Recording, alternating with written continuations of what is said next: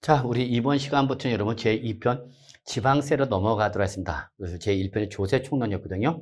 그래서 여러분 사실 처음 공부할 때는요, 조세총론이 어렵습니다. 왜 그러냐면 총론은 전체적인 내용을 다 다루다 보니까 아직 개별적인 내용을 모르는데 전체 내용을 다루다 보니까 처음 공부하시는 분은 여러분 조세총론이 제일 어렵습니다.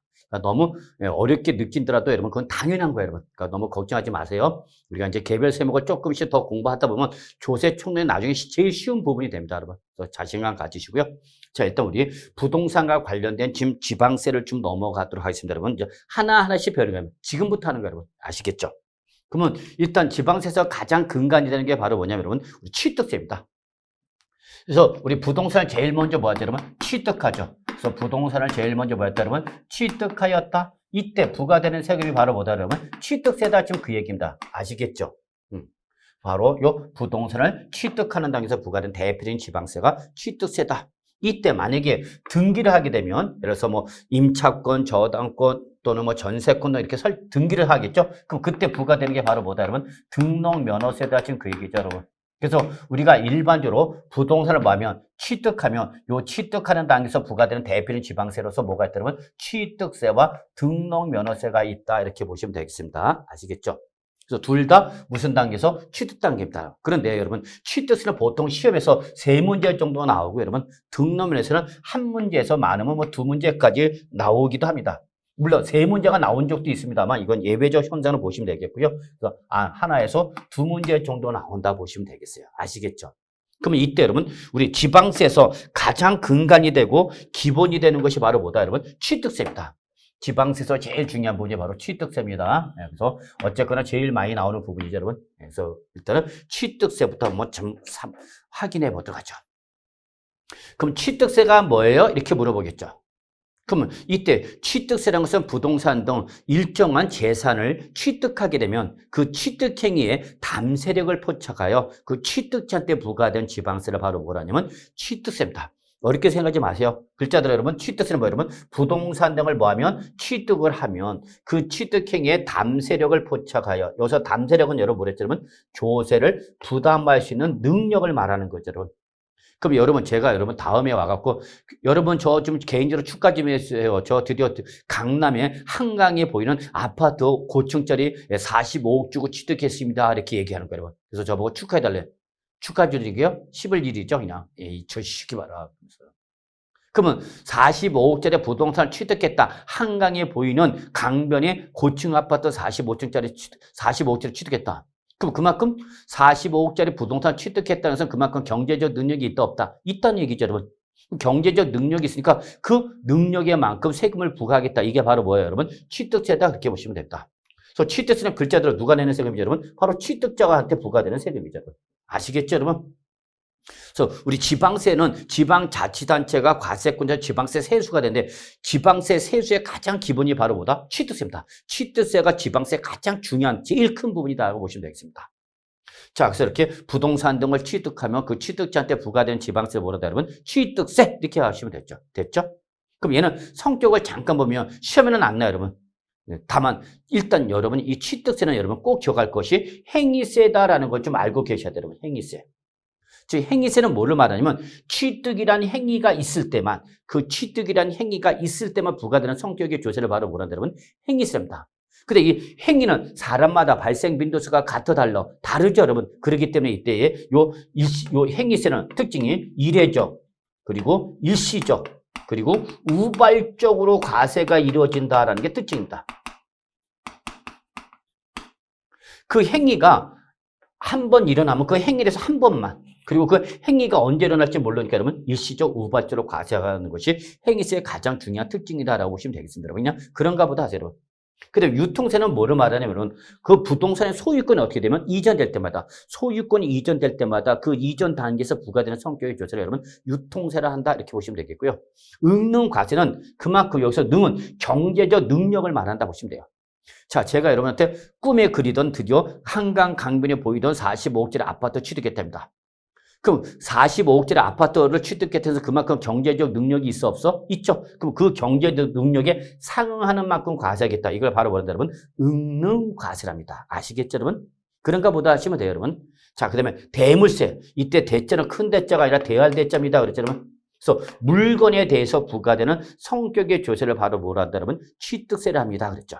그러면 이때에 이 취득세는 대물세이기 때문에 여러분 꼭 기억하셔야 돼요.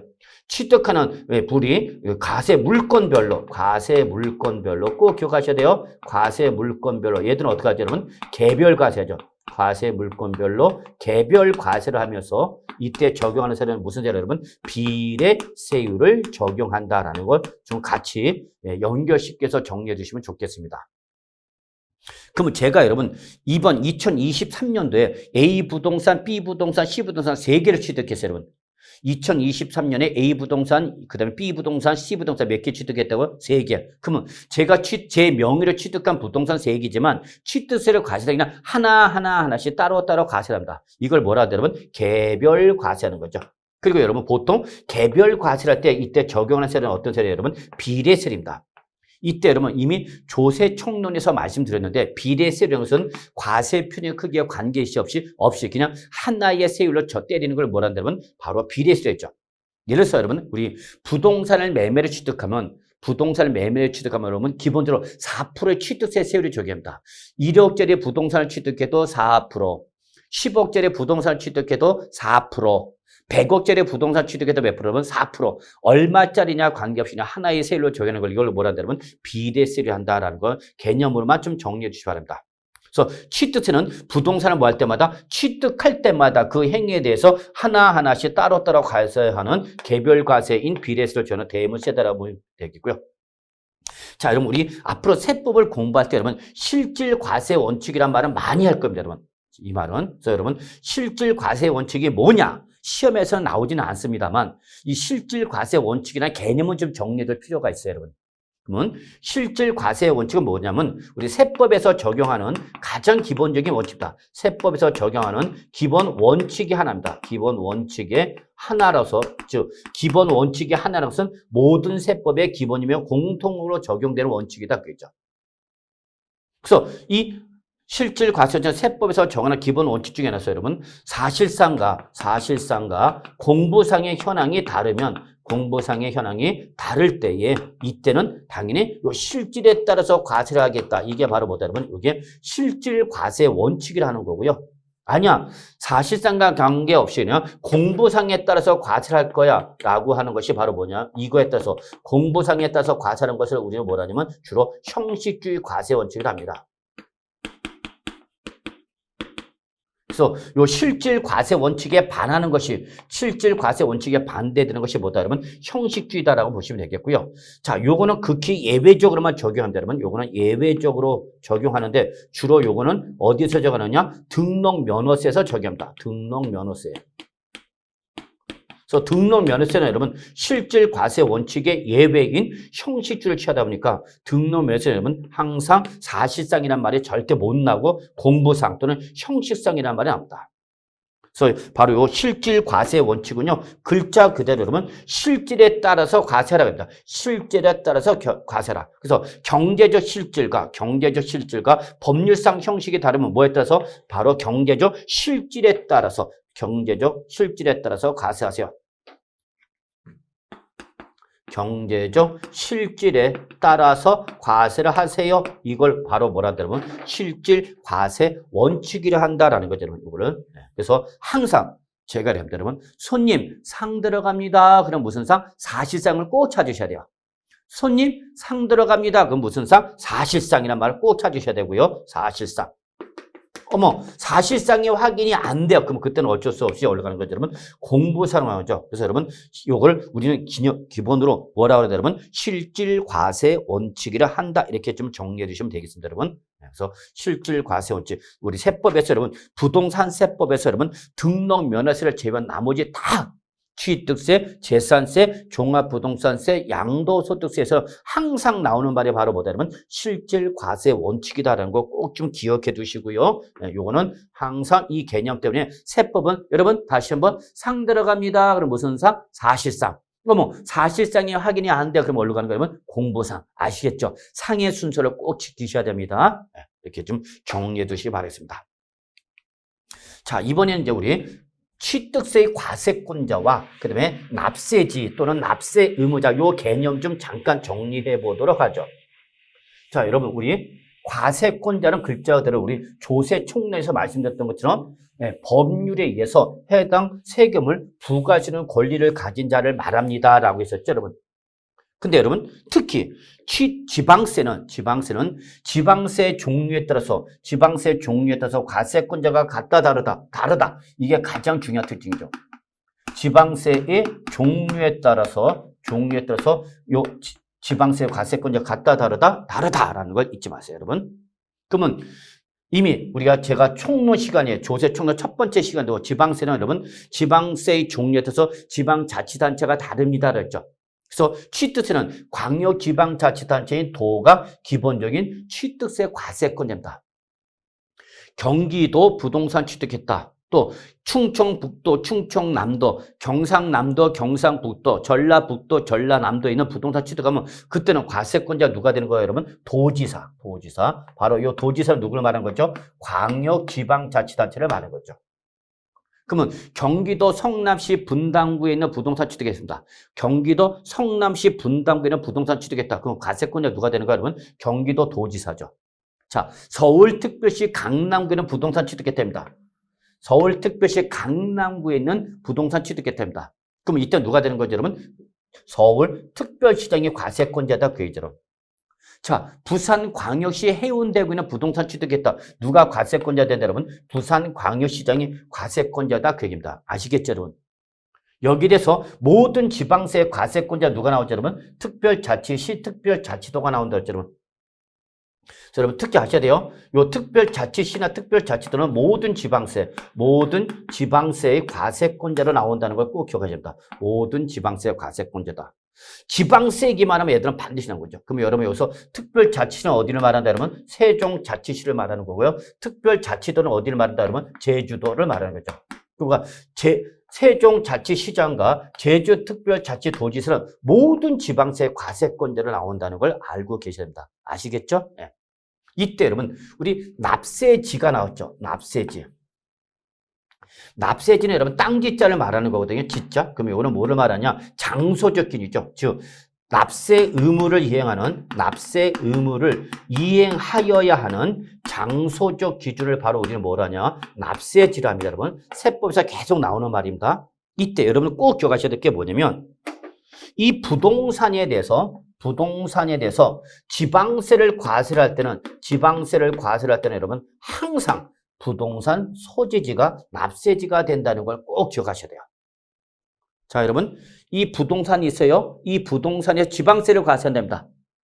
그러면 이때는 그 납세 의무자의 주소지가 아니라 부동산에 대해서 뭘 과세했던 지방세를 과세할 때는 항상 어디가 된다면 소재지가 납세지가 된다는 걸 꼭 기억하셔야 됩니다, 여러분. 다시 한번요. 부동산, 근데 뭘 때려서 지방세, 취득세, 등록면허세, 재산세라는 지방세를 때리면 무조건 그때는 납세의무자 주소지가 아니라 어디다? 소재지가 되는 거다라는 걸 꼭 기억하십니다. 잊지 마세요, 여러분. 어디다고요? 소재지가 바로 부동산일 때 납세지가 되는 거죠. 그런데 이게 지방세가 아니라 국세에서 물어보면 이때는 어디로 간다면 주소지로 해서 냅니다. 주소지. 이게 차이점이에요, 여러분. 그래서 자, 이 부동산에서 다시 한번 정리합시다. 여기 부동산이 있어요. 부동산에 대해서 뭘 때린다, 여러분? 지방세를 과세한다. 취득세, 등록면허세, 재산세라는 지방세 과세권다. 그럼 그때는 어디가 납세지가 된다, 여러분? 그때는 부동산 소재지가 납세지가 된다. 지금 그 얘기입니다. 아시겠죠, 여러분? 네. 근데 이 부동산에 대해서 뭘 부과하면, 여러분? 국세를 부과한다.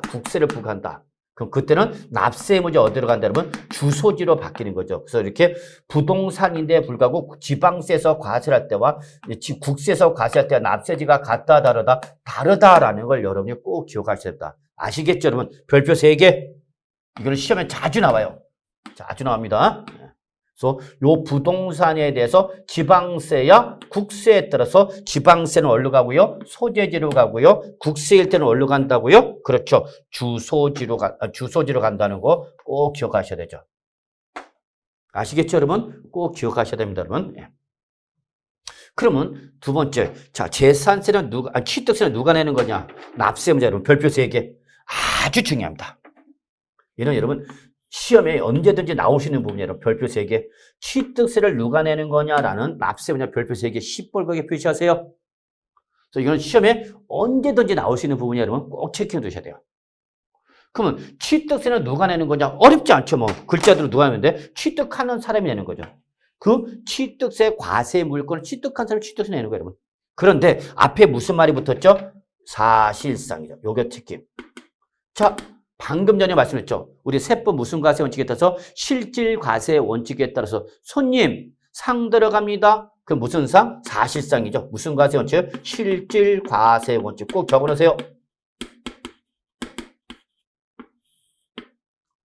세법에서 가장 기본적으로 적용되는 실질 과세 원칙에 따라서 자 다시 한번 따라합시다. 여러분 손님 상 들어간 무슨 상? 그렇죠. 사실상. 잡으셨죠 여러분? 근데 사실상이 확인이 안 된대요. 그럼 어쩔 수 없죠. 뭐 사실상 확인할 수 없고 그때 올라가는 거면 공부상. 그래서 상의 순서를 꼭 기억하셔야 됩니다. 그러면 이때 사실상의 취득자는 어떤 의미를 갖고 있느냐? 자, 부동산을 취득했는데 그 부동산 취득에서 아직 뭐를 하지 않았어도 등기 등록을 아직 하지 않았답니다. 내가 여러분 오늘 잔금 지급이라 그래서 잔금을 지급하고 드디어 부동산 소유권 취득했거든요. 그런데 아직 뭐는 안 하고 있는 거예요. 여러분 등기를 안 하고 있는 거죠. 그러니까 사실상은 뭐 했는데 취득한 거죠. 잔금을 지급함으로써 사실상은 뭐 했는데 취득을 했는데 잔금을 지급하고 그 잔금 지급한 부동산 매도자도 소유권 넘겨받고 내가 이 그 부동산을 점유해서 내가 직접 뭐 하는 거 이제 사용 수익하고 있는 거죠. 그런데 아직 뭘 안 했다. 등기 등록을 안 했대. 소유권 이전 등기를 아직 안 했답니다. 그러면 형식상으로 요 등기 등록은 형식적 요건이고 사실상은 뭐 여러분? 잔금 지급한 거죠. 그럼 이거 취득한 거로 볼 거냐 안 볼 거냐 아니죠. 그러면 다시 한번 이렇게 사실상과 공부상이 지금 같아 달라 다르죠. 사실은 돈 주고 취득했는데 안에서 등기부사는 아직 등기를 했어 안 했어? 안 했어. 그러면 이거 취득한 걸 볼 거냐 안 볼 거냐. 그럼 우리 세법 무슨 과세 원칙에 따라서 실질 과세 원칙에 따라서 사실상 요걸 보고 판단하는 거죠. 그럼 사실상 뭐 했으면 취득했으면 뭐를 하지 않았어도 등기를 하지 않았어도 취득한 거를 본다 안 보다? 본다. 이때 등기를 하지 않았음에도 불구하고 취득한 거로서 취득세를 과세는 법리적 근거가 뭐다 그러면 실질 과세 원칙이다 그입니다. 아시겠죠 여러분? 그런데 여러분 주의할 게 있어. 등기를 안 했어도 그죠 여러분? 등기를 하지 않았어도 사실상 뭐 했으면 취득하면 우리 취득세 과세하는 거죠. 무슨 과세 원칙? 실질 과세 원칙이죠. 그런데 등기 등록을 했대. 등기 등록을 하면 여러분 이때는 사실상 잔금을 지급하고 소유권 취득했냐를 묻고 여러분 무조건 취득합니다. 꼭 기억하셔야 됩니다.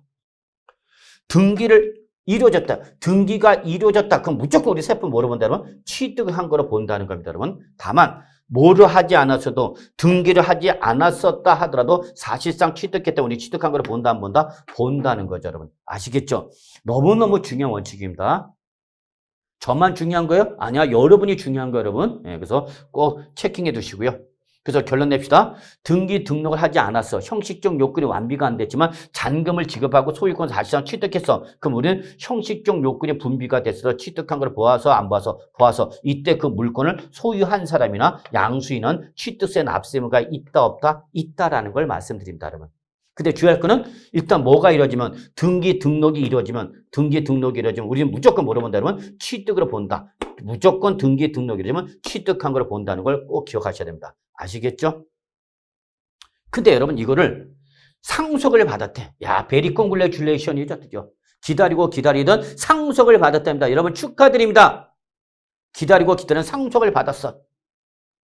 근데 상속은 개시가 됐는데 상속받을 부동산 재산이 없다. 그럼 이제 환장하는 거죠, 여러분. 그래서 내가 부동산을 상속을 받았어. 그러면 그때는 그 상속받은 과세 물건에서 그 상속인 각자가 취득세를 내야 된다. 그입니다.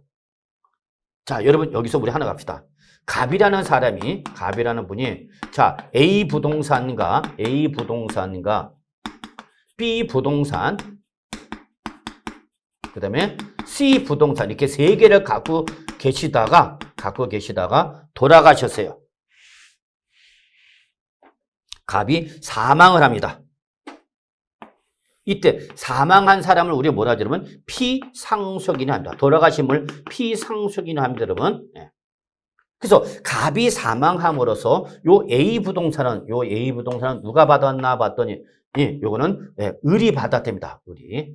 그리고 요 B 부동산은 누가 상속을 받았나 봤더니 여러분 이거는 바로 정이 받았답니다.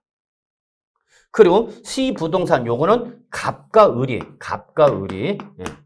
갑이 아니죠. 갑은 돌아가신 분이니까 을과 그다음에 정이 60%, 40% 이렇게 공동 상속을 받았답니다.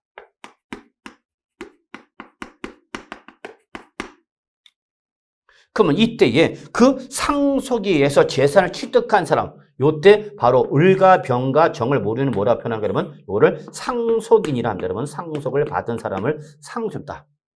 그래서 돌아가신 분이 피상속인이고 상속을 받은 사람이 뭐예요, 여러분? 상속인이죠, 여러분. 그러면 이때 여러분 하나 알아두세요, 여러분. 이렇게 상속이 개시가 되면 그 피상속인의 명의로 되는 요 재산에 대해서 총액에 대해서 일단은 우리는 유산세 과세 방식을 취하기 때문에 요 상속 재산 총액에 대해서 뭐가 부과되죠, 여러분? 제일 먼저 상속세 부과됩니다, 여러분. 상속세를 내야 됩니다. 돌아가신 분이 남겨놓은 재산에 대해서 상속세 보냈죠. 이걸 누가 내는 거죠, 여러분? 바로 을과 정이죠. 그리고 을과 정이 자기가 상속을 받았으니까 자기가 받은 재산 한도 내에서 상속세를 나눠서 내면 되는 겁니다. 그리고 요 A 부동산을 상속에서 누가 취득했죠, 여러분? 을이 취득했죠. 그러니까 을은 또 역시 상속세 말고도 뭘 내야 되는 거예요, 여러분? 취득세 내야 된다고 했죠. 비부동산을 누가 상속을 받았죠? 바로 정이 상속을 받았죠. 그럼 이때 정은 상속세 말고도 그 상속에 의해서 요 비부동산을 뭐 했으니까 취득해서 뭘 내야 되냐면 취득세 내야 된다 그 얘기죠, 여러분. C는 누가 받았죠? 을과 정이 60%, 40% 공동 상속을 받았습니다. 그러면 이때 그 상속에 의해서 취득한 재산에서 누가 을과 정이 역시 뭘 내야 되냐면 취득세 내야 되는 거죠. 단 공동 상속을 받으면 자기 뭐에 대해서 항상 지분 항상 여러분 공동 상속 공동 소유가 나면 항상 뭘로 지분별로 내는 거다라는 걸 잊지 마시기 바랍니다. 그럼 결국은 이 갑이 갖고 있던 A 부동산, B 부동산, C 부동산 누가 상속에서 누가 받았을까? 을과 정과 을의 정이 공동 상속을 받으니까 취득세 누가 상속인 각자 을과 정이 자기가 상속받은 부동산에 대해서 뭘 내야 된다, 여러분? 취득세를 내야 된다. 그 얘기가 됐습니다. 아시겠죠, 여러분? 예. 그래서 여러분, 상속을 받을 때 혼자 받는 게 좋아? 형제지간에 나눠서 받는 게 좋아? 예, 그렇죠. 혼자서 받는 게 제일 좋은 거, 여러분. 예. 아시겠죠, 여러분? 예. 형제지간이 많으면 골치 아파지는 거죠. 예. 여러분은 안 그랬죠? 예. 그래서 여러분, 이렇게 상속을 받을 때 누가 내는 거다? 바로 상속인 각자가 내는 거다라는 거 잊지 마세요, 여러분. 네, 보시면 됩니다. 자, 그 다음에 여러분 이제 취득세 과세에 대해서 한번 좀 가보죠. 자, 그럼 어떠한 재산을 취득했을 때 취득세 과세할 거냐 그 얘기입니다. 그럼 이때 여러분 우리 세법은 이 과세 대상을 규정하는 방식이 기본적으로 두 가지가 있습니다, 여러분. 열거주의 방식이 있고요. 열거주의 방식이 있고 포괄주의 방식, 예시주가 있습니다, 여러분. 포괄주의. 열거주의 방식은 여러분 글자대로 여러분 법에서 이러한 것을 과세를 할 거야 라고 이렇게 개별적으로 열거된 것만 개별적으로 하나하나씩 규정된 것만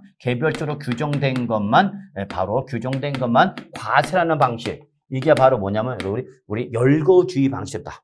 우리 부동산 세법은 여러분 부동산 세법은 다 열거주의 방식을 취하고 있답니다.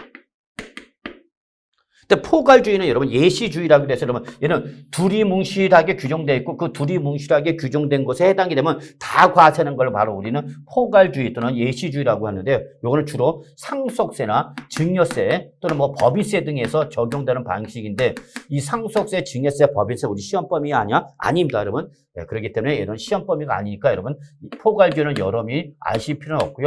우리 부동산 세법은 다 무슨 주의 방식을 취하고 있다, 여러분? 열거주의 방식을 취하고 있다. 우리 부동산 세법은 다 열거주의 방식을 취하고 있습니다, 여러분. 그래서 개별적으로 열거 규정된 것만 과세하는 거죠. 그래서 여러분 우리 부동산 세법 무슨 주의 여러분? 열거주의 방식이죠, 여러분. 그래서 우리 지방세법에 따르면 여러분 취득세 과세 대상을 이렇게 부동산 뭐죠, 여러분? 토지, 건축물 이렇게 열거돼 있죠. 또 이거 말고도 여러분 아시다시피 부동산 학교에서 배웠던 여러분 준부동산이죠. 그래서 차량, 기계장비, 항공기, 선박, 임목, 광업권, 어업권, 양식업권 이런 것도 있죠. 그럼 여러분 요때 요것도 다 뭐죠? 동산이죠. 사실은 뭔데? 동산이지만 그 물건 하나마다 등기부나 등록 원부 등을 통해서 소유권을 파악할 수 있고 없고 있죠. 그리고 그 물건 하나마다 재산적 가치가 큰가 작은 것들이 여러분 재산적 가치가 큰 것들이죠. 그렇기 때문에 부동산에 준하여 취급하였다. 이걸 우리가 뭐라 표현한 거예요, 여러분? 준부동산인 거죠. 그래서 준부동산 여러분 부동산 학계론이나 민법에서 잘 배우시죠. 실은 동산이지만 부동산처럼 등기부나 등록부 등을 통해서 즉 공시지를 통해서 소유권을 파악할 수가 있고 그 물건 하나마다 재산적 가치가 크니까 부동산과 동일하게 재산세 과세하기, 취득세 과세하겠다. 이게 바로 뭐예요, 여러분? 준부동산이죠. 자, 그 다음에 우리 회원권도 여러분 재산적 가치가 있는 거죠. 그래서 여러분 잘 아시다시피 우리 골프 회원권, 승마 회원권, 콘도미니엄 회원권, 종합체육시설 이용권, 요트 회원권 이거 다 뭐죠, 여러분? 회원권이죠. 저는 하나도 없네요. 여러분은 혹시 갖고 계시나요? 갖고 계시면 저랑 좀 친하게 지내기 바랍니다. 그래서 각종 회원권을 갖고 있으면 회원권도 취득세 과세 대상이다. 그 얘기가 됐습니다. 그럼 여러분 여기서 제일 중요한 것이 바로 시험에는 요 광어권과 어업권과 양식어권 잘 보셔야 돼요. 광어양이랍니다. 여러분 요거를 광어양. 그래서 얘는 법률상 권리죠. 자, 여러분 법률상 권리 중에서 취득세 과세 대상이 되는 거 뭐밖에 없다. 여러분 광어양밖에 없습니다. 따라서 나머지 기타 권리는 과세 대상이다 아니다. 아니다. 이걸 제외한 기타 권리는 절대 취득세 과세 대상이다 아니다. 아니다라는 거 꼭 기억하셔야 됩니다. 그럼 기타 권리에 해당하는 것이 바로 뭐가 있냐, 여러분? 특허권이라든지, 실용신약권 등 이러한 무체재산권, 법률에서 독점적 배타로 인정되는 권리, 이런 무체재산권. 특히 여러분, 부동산에 관한 권리, 이러한 부동산에 관한 권리도 취득세 과세 대상이다, 아니다, 아니다. 꼭 기억하세요. 부동산에 관한 권리, 취득세 과세 대상이 아니다. 여러분 시험에 나온 게 임차권, 또 전세권, 또 특히 여러분 뭐가 있죠, 여러분? 요거 꼭 기억하셔야 됩니다. 조합원 입주권, 재개발, 재건축 조합원 입주권이라든지 여러분 아파트 당첨권 등 주택 분양권 이런 걸 취득했다. 이런 취득세 과세한다 안 한다? 안 합니다, 여러분. 그래서 여러분 꼭 기억하셔야 돼요. 조합원 입주권이나 분양권을 승계 취득했다. 그러면 이때는 그 자체는 요 입주권과 분양권 그 자체는 취득세 과세 대상이다 아니다? 아닙니다, 여러분. 그럼 이게 나중에 뭐로 바뀌죠, 여러분? 주택으로 바뀌겠죠? 주택으로 바뀔 때 취득세를 과세를 합니다, 여러분. 이때 과세를 하기 때문에 여러분 권리인 상태에서는 아직은 취득세 과세 대상이다 아니다? 아니다. 꼭 기억하셔야 됩니다. 다만 주택수를 계산할 때에 그 자체는 과세 대상이지만 아니지만 나중에 과세한다 그랬죠? 주택으로 바뀌었을 때. 그러나 주택수를 계산할 때는 주택수에 어떻게 한다 그러면 포함한다라는 걸 여러분이 좀 주의해 두시기 바랍니다. 아시겠죠, 여러분? 요 정도 봐주시기 바랍니다. 그래서 여러분 이렇게 지방세법에서 취득세 과세 대상은 토지, 건축물, 준부동산, 그 다음에 각종 회원권만 취득세 과세 대상입니다. 그래서 이거를 제외한 나머지 부동산에 관한 권리라든지 또는 기타 무체재산권 등은 취득세 과세 대상이다 아니다? 아니다. 아시겠죠, 여러분? 이걸 계속 강조하는데도 시험에 꼭 틀린 사람이 있어요. 취득세 과세 대상이 되는 권리는 뭐밖에 없다? 광어양밖에 없다. 광어양밖에 없다는 걸 꼭 확인하셔야 됩니다. 아시겠죠, 여러분? 그래서 임차권, 전세권, 조합원, 입주권, 주택 분양권 그 자체는 취득세 과세 대상인데 아니지만 특히 조합원, 입주권과 주택 분양권이라든지 여러분 또는 우리 주택분 재산세로 과세가 되는 오피텔이라든지 또는 이런 것 등은 우리 주택수 계산할 때는 주택수에 포함한다는 것 좀 주의해 두시고요. 자, 그다음에 우리 취득세에서 말하는 취득의 개념이 뭐냐 한번 잠깐 보죠. 자, 여러분 우리 취득세에서 말하는 취득은 여러분 한마디로 말해서 모든 취득을 말합니다. 이 취득 형태는 여러분 민법에서 잘 배우실 겁니다. 민법에서 잘 배우시겠지만 우리 세법에서 말하는 취득이라는 것은 여러분 여기라는 거 글자대로 여러분 밑줄 무슨 취득? 원시 취득 또는 여러분 승계 취득 또는 유상, 무상이 여러분 동그라미 모든 취득을 말합니다. 모든 취득. 취득 형태와는 관계가 없어. 하여튼 그래서 과세물권 여러분 그래서 여러분 여기 하나 꼭 기억하셔야 돼요. 취득세에서 말하는 취득은 뭘로 말하냐? 뭘 취득한 거냐? 바로 방금 전에 봤던 과세 물권에 여러분 항상 적으세요. 뭘 취득한 거죠, 여러분? 소유권을 취득합니다. 소유권을 취득한 거라는 걸 절대 놓치면 안 됩니다.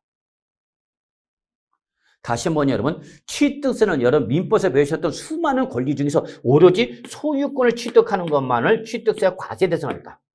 소유권 이외의 법률상 권리 취득세 과세 대상이 아닙니다. 그래서 이러한 부동산 등의 소유권을 취득하면 그 취득하는 형태가 최초로 신축한 건지, 건축한 건지 뭐 이런 거 상관없죠. 원시 취득 또는 기존에 있던 건물 등을 승계 취득했다 또는 돈을 줬다 유상, 돈을 안 줬다 무상, 모든 취득이 다 취득세 과세 대상이라는 걸 기억해 두시기 바랍니다. 아시겠죠 여러분? 그래서 여기 별표 하나 모든 취득입니다. 취득의 형태는 묻지 않고 과세 물건을 뭐를 취득하기만 하면 과세 물건을 뭐를 취득하면 소유권을 취득하기만 하면 취득세 과세한다는 걸 기억해 두셔야 됩니다. 아시겠죠? 그런데 여러분 우리 지방세를 공부할 때 여러분 취득세에서만 나오는 간주 취득이 있습니다. 별표 3개 꼭 기억하셔야 돼요. 간주 취득. 이거는 취득한 걸로 간주해서 취득세를 과세하겠다는 얘기입니다. 여러분. 별표 3개 표시하셨나요 여러분? 그래서 간주 취득이라는 것은 등기부상 등 형식적 요건으로는 취득행위가 일어나지는 않았습니다. 형식상으로는 취득행위는 없지만 어떤 일정한 행위로 인해서 그 재산의 가액이 어떻다면 증가를 하면 그 증가한 가액을 취득한 거로 모아서 취득세 과세를 하겠습니다라는 게 바로 뭐다? 여러분 간주 취득입니다. 그래서 여러분 간주 취득일 때는 여러분 항상 간주 취득일 때는 무슨가요 여러분? 증가한 가액. 이거 절대 놓치면 안 됩니다. 증가한 가액을 취득한 거로서 취득세 과세하겠다는 게 바로 무슨 취득 여러분? 간주 취득. 별표 3개. 간주 취득. 등기부상에는 취득이라는 행위가 일어나지는 않았지만 일정한 행위로 인해서 재산의 가치가 어떻게 하면 증가하면 반드시 재산 가치가 증가해야 돼. 그 행위로서 재산 가치가 증가해야 돼. 그러면 그 무한가액을 증가한 가액입니다. 이걸 출진 살짝 뭐로 바꿔? 그러면 전체가액 이렇게 말을 바꿀 수 있어요. 여러분 전체가액을 과표한다. 그럼 맞아 틀려 여러분? 틀린 말이죠. 반드시 전체가액을 취득한 걸로서 취득세 과세하게 됩니다.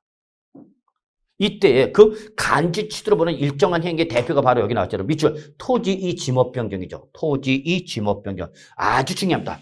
간주 취득이 여러분 국대. 간주 취득의 국대. 이거는 토지의 지목이 바뀌었을 뿐이야. 그래서 내가 취득할 때 토지의 지목이 뭐였냐? 잡종지였어. 아무도 쳐다보지 않으면 잡종지였어. 그래서 제가 취득할 때 1억의 이 잡종지를 취득했거든요. 근데 이게 취득한 이후에 보유하는 단계에서 여기 잡종지가 뭐로 바뀐 거야? 대로 바뀌었죠. 환장합니다. 내가 취득할 때는 뭐였는데? 잡종지였는데 취득할 당시에는 그래서 1억 주고 취득한 거죠, 여러분. 1억 주고 취득했대. 근데 이것이 이 잡종지였던 토지가 뭐 도시개발법상 도시개발사업이나 기타 공공사업을 수행하면서 토지 형질 변경이 일어나갖고 여기가 뭐로 바뀌었다 그러면 대로 바뀌었답니다. 우리가 잡종지했던 토지가 대로 바뀌었다는 것은 그만큼 이제 이 대라는 것은 여러분 뭐 공시법이라든지 해당 과목에서 다 배우셨지만 건물을 건축할 수 있는 토지가 되거든요. 그럼 내가 당초 취득할 때는 그 아무도 쳐다보지 않았던 뭐였던 잡종지였던 토지 1억짜리가 이게 대지로 바뀜으로 인해서 여러분 얘가 얼마짜리였냐? 3억짜리로 올라간 거죠. 토지 이 가치가 올라가는 거죠. 왜? 대로 바뀌었으니까. 그럼 그만큼 토지 이 사용 가치가 높아졌고 토지 사용 가치가 높아졌기 때문에 가치가 올라가는 거죠. 그럼 내가 취득할 때 얼마 샀는데 1억 주고 샀는데 이게 얼마짜리였다니 그러면 3억짜리가 된 거죠. 그러면 1억짜리가 3억짜리가 얼마 증가됐죠? 그러면 2억이 증가된 거죠. 2억. 요 2억 증가한 가액을 우리가 뭐라 표현한 거예요? 그러면 증가한 가액으로 보는 거고 요 증가한 가액 얼마에 대해서 2억 원에서 취득세를 과세를 하겠다. 이게 바로 뭐예요, 여러분? 간주 취득이라는 걸 꼭 좀 기억하셔야 한다. 아시겠죠? 그래서 이 간주 취득의 대표가 바로 뭐다 그러면 토지의 지목 변경이라는 걸 꼭 기억하셔야 합니다. 자, 이거 말고도 여러분 우리가 하나 꼭 기억할 것이 바로 건축물을 건축하거나 건축. 자, 요거 보셔야 되는데 여러분 아주 중요한 합니다. 여러분 건축. 이때 이 건축은 여러분 건축법상 건축을 말합니다. 나중에 여러분 공부 시간에 배울 겁니다. 여러분 건축법상 건축을 말합니다. 이때 여러분 우리 건축법상 건축은 여러분 신축, 증축, 개축, 이전 이렇게 5가지로 구분합니다. 다시 한번요. 건축법상 건축은 신축, 중축, 재축, 개축, 이전 이렇게 5가지로 구분해. 이에 대한 자세한 내용은 어디서 배워요? 여러분? 건축법이랑 공법 시간입니다. 그 중에서 신축과 재축을 제외한 거죠. 그럼 신축과 재축을 제외한 걸 뭐로 말한다, 여러분? 증축과 개축을 말한다 보시면 되죠, 여러분. 증축, 개축. 신축과 재축을 제외한 건축 뭐로 말한다? 증축, 개축. 적어놓으세요. 그럼 이때 여러분 신축과 재축은 무슨 취득인데 반해서 여러분 원시 취득으로 보는 데 반해서 여러분 우리 세법은 요 증축과 개축은 무슨 취득으로 본다 여러분 간주 취득으로 본답니다. 간주 취득으로 본다라는 거 잊지 마시고요. 또 우리 지방세법의 용어 중에서 여러분 개수란 말이 나옵니다. 개수.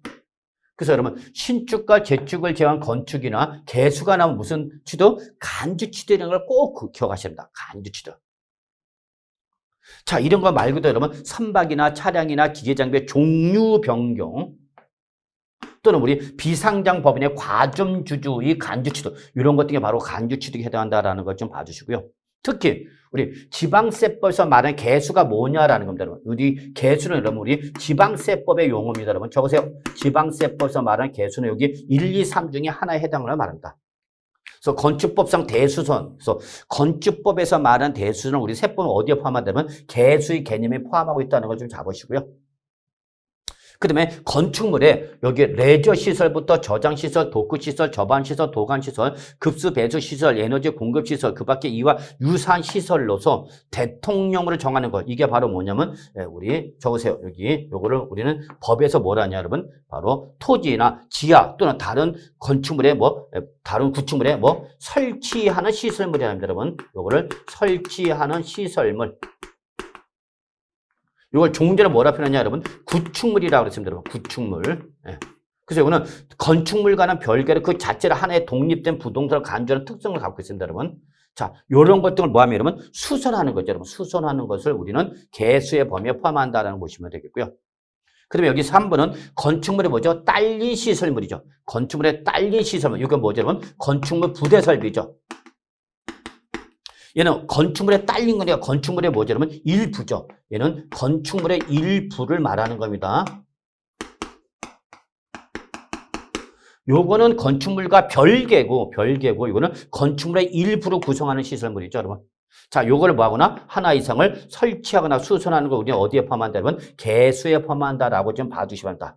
자, 지금 당장 못 외워도 좋은데, 여러분. 물론 시험에는 여러분, 개수가 뭐냐라고 물어보지는 않지만, 개수는 무슨 취득으로 본다, 여러분? 간주 취득으로 본다는 걸 꼭 기억하셔야 됩니다. 아시겠죠, 여러분? 네, 이렇게 좀 봐주시고요. 자, 그래서 여러분, 토지 지목 변경, 신축과 재축을 제외한 건축이나 개수, 또는 선박, 차량, 기계장비 여러분, 종류 변경, 과점 주주, 그럼 뭐가 떠올려야 돼요, 그러면? 관주 취득이 떠올려야 되고, 간주 취득이 때 무슨 가액, 여러분? 그렇죠. 증가한 가액을 취득한 걸 본다는 것을 꼭 좀 기억해 두시기 바라겠습니다. 아시겠죠, 여러분? 예. 자, 이렇게 보시고요. 자, 그 다음에 이제 여러분, 우리 비과세로 넘어갈게요. 자, 비과세는 뭐냐? 글자 들으면 비과세는 과세를 하지 않는 걸 말합니다. 비자는 여러분 아닐 비자 쓴 거죠, 여러분. 그래서 비과세는 과세를 한다 안 한다? 안 하겠다는 얘기입니다, 여러분. 과세를 안 한 겁니다.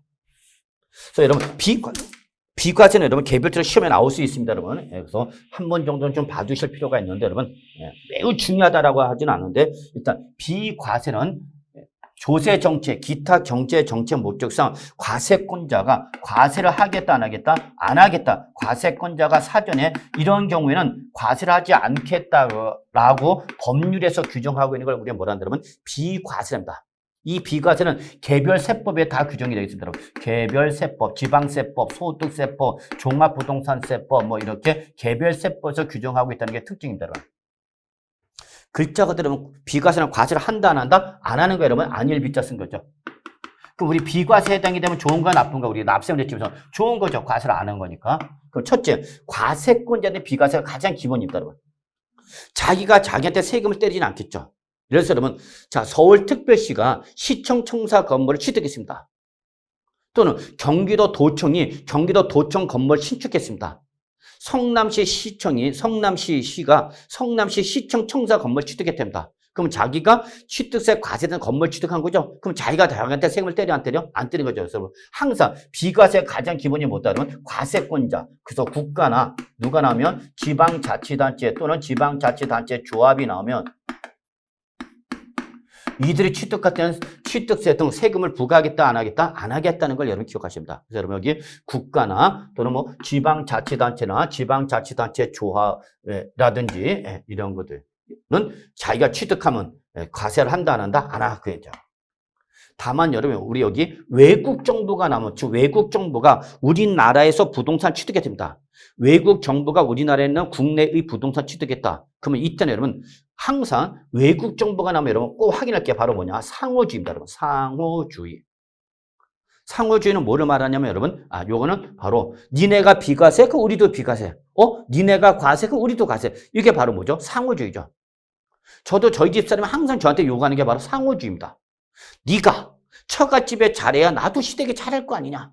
네가 처갓집에 못하면서 왜 나보고 시댁에 잘하라고 그러냐. 이게 요즘 여성들의 주관적인 생각이죠. 네, 요즘 다 그래요. 젊은 청춘 남녀도 남자가 일반적으로 돈을 버는 것이 아니라 남자가 돈을 벌 때는 여자도 같이 돈을 벌어서 재산 형성에 기여하기를 원합니다. 나도 벌고 너도 벌고. 그러니까 육아도 같이 좀 나눠서 분배하는 거죠. 요즘 젊은 사람들은 그럽디다. 저 같은 경우는 그런 건 안 하는데. 네. 이걸 우리가 뭐라 하면 상호주의. 그래서 여러분 항상 뭐가 나면 외국 정부가 나면 여러분 꼭 뭐 확인해라? 상호주의 확인해서 저쪽 나라가 비과세 우리도 같이 비과세. 그쪽 나라가 우리나라 정부 취득해서 과세 우리도 뭐야 여러분? 과세. 아시겠죠? 그 다음에 두 번째는 여러분 요거는 국가 등의 귀속 또는 기부 체납하는 부동산이나 사회 기반 시설은 과세하지 않겠다는 규정을 여러분 참고로만 봐두시기 바라겠습니다. 여러분. 네. 자, 그 다음에 두 번째가 이제 우리 대표인 것이 바로 뭐냐? 형식적 취득입니다. 자, 여러분, 우리 아까 취득세는 무조건 모든 취득에서 취득세 과세를 합니다. 그랬죠? 취득세에서 말하는 취득은 여러분 다시 한번 뭐, 원시 취득, 승계 취득, 유상, 무상의 뭐 여러분, 모든 취득을 과세합니다. 그랬죠? 근데 제가 아까 취득세 원칙 중에 무슨 과세 원칙이었죠? 여러분, 실질 과세 원칙이 있습니다. 그랬죠? 여러분, 실질 과세 원칙. 그럼 이때 실질 과세 원칙에 따라서 즉 취득을 했는데 그게 사실상 취득이 아니라 뭐라면 형식적으로 취득한 거라죠. 형식적으로 취득한 거다. 소유권을 취득하기는 취득했는데 그게 실제 소유권 취득한 것이 아니라 단순히 법률적 형식적으로만 취득한 거다는 얘기죠. 그럼 그때는 과세를 한다 안 한다? 안 한다. 이때 여러분 꼭 기억하셔야 돼요. 형식적 취득의 대표가 바로 뭐냐? 신탁법상 신탁입니다. 밑줄 쫙. 이때 여러분 신탁은 여러분 민법에서 잘 배우실 겁니다. 또는 공시법 또는 다른 과목에서 배우실 때 신탁은 여러분 글자들은 믿고 맡긴가 당사자의 신인 관계에 기하여 그래서 여러분 신탁은 믿고 맡긴 거지 파는 게 아닙니다. 맡긴 겁니다. 네. 그러면 이때 신탁법상 신탁일 때 당사자는 누구냐 여러분 바로 위탁자와 수탁자가 나옵니다. 위탁자, 수탁자. 그래서 위탁자는 바로 뭐를 말하는 거예요 여러분? 맡긴 사람. 맡아서 관리해준 사람 뭐라 그러면 수탁자. 그래서 이렇게 위탁자, 수탁자 간에 여러분 신탁 계약을 체결하죠. 신탁법상 신탁은 반드시 신탁 계약을 체결합니다. 그럼 이때 여러분 이 신탁의 가장 중요한 특징은 여러분 위탁자의 명의가 누구한테 여러분 수탁자 명의로 넘어간다. 소유권에 넘어간다는 게 가장 중요한 특징입니다. 그러니까 등기부상에 갑의 명의로 되어 있던 것이 갑의 명의로 되어 있던 위탁자 명의로 되어 있던 것이 수탁자 을의 명의로 바뀌는 거죠. 그래서 명의는 넘어가서 누구로부터 갑으로부터 을한테. 근데 이때 을은 사실상 취득한 것이 아니라 맡아서 관리해 주는 거죠. 맡아서 관리해 주는 거죠. 이때에 그 신탁 관계임을 제3자가 알 수 있게끔 뭐가 들어가냐면 신탁 등기가 나오는 거죠. 그러면 명의가 갑으로부터 을로 명의가 바뀌었는데 이게 신탁 계획에 따른 소유권 이전이다라고 등기부상에 나오는 거니까 이때 이 수탁지 취득은 사실상 취득, 형식상 취득, 형식상 취득이죠. 그러니까 이때 명의는 위탁자부터 누구한테 바뀌었지만 수탁자한테 바뀌었지만 이거는 사실상 취득이니까 형식상 취득이니까 형식상 취득이니까 이때 그 수탁자의 취득에서 취득세 과세를 하고 안 하고 다시 신탁 계약이 해지가 되면 누구한테 돌려주죠 여러분? 바로 위탁자한테 돌려주겠죠 여러분? 해지가 되거나 종료가 되면 다시 누구한테 돌려줘? 위탁자. 그러면 이때 취득세 과세하고 안 하고 그 얘기죠. 그 얘기입니다, 여러분. 그래서 이렇게 위탁자, 수탁자 또는 여러분 새로운 수탁자가 바로 뭐죠, 여러분? 신수탁자죠. 여러분 이렇게 위탁자, 수탁자, 신수탁자가 취득일 때 뭐다, 여러분? 대표적인 형식적 취득이다. 그래서 이때는 비과세 해준다, 안 해준다? 안 해준다라는 걸 기억해 주셔야 합니다. 꼭 기억하셔야 돼요, 여러분. 형식적 취득의 대표가 뭐다, 여러분? 바로 신탁법상 신탁이라는 걸 꼭 기억하셔야 합니다. 근데 나중에 여러분 공법을 좀 더 배우셔야 되겠지만 이때 신탁법상 신탁이라도 주택법상 주택조합이나 정비법상 재건축조합이나 또는 빈지 및 소규모 주택 정비에 관한 특례법에 따른 소규모 재건축조합. 뭐라고요? 예, 이건 여러분 나중에 공법에 배우세요. 여러분 재건축조합, 소규모 재건축조합. 예. 이런 걸 배우셔야 됩니다. 그래서 주택법상 주택조합, 이렇게 주택조합 등과 조합원 간의 신탁이라든지 여러분 또는 비조합원용 부동산 취득은 이때는 비과세 대상에서 어떻게 한다 여러분 제외한다는 거 잊지 마시고요. 또 여러분 여기 환매권 행사 이런 거 민법을 좀 배우셔야 됩니다. 그래서 나중에 또 하기로 하고요. 또 임시용 건물 취득했는데 이게 건축법상 건물이 아닌 가건물을 말합니다. 여러분 가건물. 그래서 가건물을 취득하면 취득세 과세를 한다 안 한다? 안 한다. 근데 여러분 여기서 조건이 있어요. 여러분 1년을 초과하지 않아야 된다는 조건이 있다는 걸 좀 봐두시기 바라겠습니다. 여러분 이런 것은 취득세 과세한다 안 한다? 안 한다 그 얘기죠. 또 여러분 나중에 좀 배우시겠지만 주택법상 공동주택의 개수로 인한 자 개수란 말 또 나왔죠. 여러분 개수란 말이 또 나왔네요. 여러분 이런 개수일 때는 그래서 취득 당시 시가표력이 얼마? 여러분 9억 원 이하일 때의 그 개수는 과세를 안 한다라는 거 잊지 마시고요. 다만 비과세 대상인 개수에서 건축법상 대수선은 제외한다라는 거 체크해 주세요. 여러분 이거 나중에 본 과정 가서 다시 설명드리도록 하겠습니다. 여러분 아시겠죠? 그래서 글자들 여러분 여기서는 비과세는 과세를 하겠다 안 하겠다 안 하겠다 그 얘기인데 여러분 아시겠죠? 네. 자 이번에 여러분 우리 취득 시기 좀 살펴보죠. 자, 우리 부동산을 취득하면 여러분 부동산을 취득하면 그 취득한 날로부터 60일이에요. 자, 부동산을 취득했다.